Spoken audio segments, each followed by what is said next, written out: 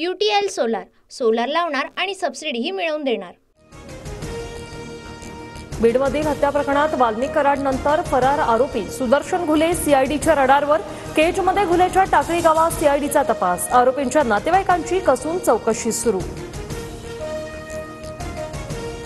बीड संतोष देशमुख हत्या प्रकरणात एसआयटीची स्थापना। पोलीस उपअधीक्षक अनिल गुजर यांच्या नेतृत्वात एसआयटी काम करणार। 9 पोलीस अधिकाऱ्यांचा समावेश। राज्य सरकारकडून जीआर जारी। शरण येण्याआधी वाल्मिक कराड उज्जैनसह कर्नाटक गोव्यात लपला। स्वतःच्या गाडीने सर्व ठिकाणी फिरल्याची माहिती। सीआयडी चौकशीत महत्त्वाची बाब समोर। वाल्मिक कराडला खंडणी प्रकरणात 14 दिवसांची सीआयडी कोठडी। हत्या आणि खंडणीचं कनेक्शन सीआयडी अधिकाऱ्यांचा दावा, तर हत्येचा आरोप राजकीय द्वेषापोटी झाल्याचा कराडच्या वकिलांचा युक्तिवाद। वाल्मिक कराड आणि इतर आरोपींची बँक खाती गोठवल्यानंतर तपशील माहिती सीआयडीने मागवली।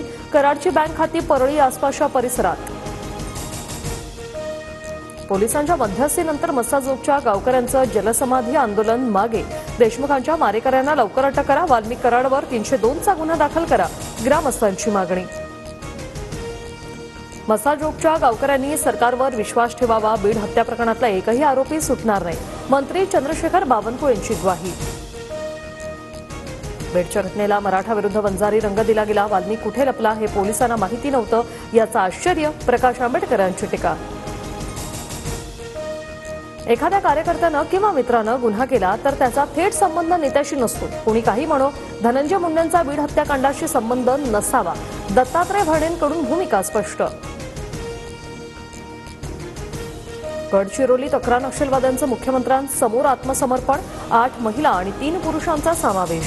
आत्मसमर्पण करणाऱ्यांना पुनर्वसनासाठी लाखोंची रक्कम। 38 वर्ष नक्षली कारवायांमध्ये होता सहभाग। कल्याण अल्पवयीन मुलीवरील अत्याचार आणि हत्या प्रकरण। आरोपी विशाल गवळीला घेऊन पोलिसांचा शेगावात पंचनामा।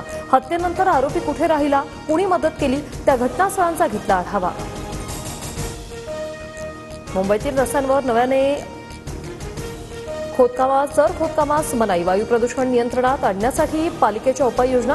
केवळ पाणी पुरवठ्याच्या मुख्य जलवाहिनी गळतीच्या दुरुस्तीस परवानगी। 207व्या शौर्य दिनानिमित्त विजयस्तंभाला अभिवादन करण्यासाठी लाखो अनुयायी कोरेगाव भीमामध्ये। विजयस्तंभ परिसरात आकर्षक फुलांची सजावट। 5000हून अधिक पोलिसांचा बंदोबस्त। 26/11 हल्ल्यातील मास्टरमाइंड अतिरेकी तहव्वूर राणाला भारतात आणलं जाणार। अमेरिकेकडून प्रत्यार्पणाला न्यायालयाची मंजुरी।